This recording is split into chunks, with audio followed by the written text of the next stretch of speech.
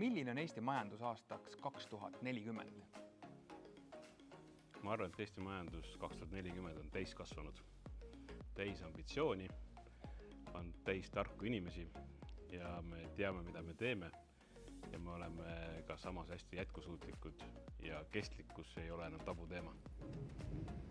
Mina arvan, et Eesti majandus aastal 2040 õitseb.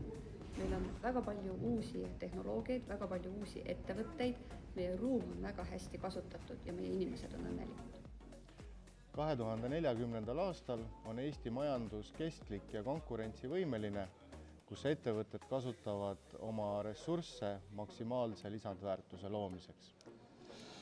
Et mitte korrata kõike seda, mida eelnevalt on öeldud konkurentsivõimest ja ressursside kasutamisest, siis tahaks loota, et 2040. aastal me Eesti majanduses kasutame energeetikas ainult taastuvaid allikaid, et nii meie elektroenergeetika ja soojusenergeetika põhineb taastuvatel allikatel ja meie majad, hooned, tehased on soojustatud ja energiatõhusad.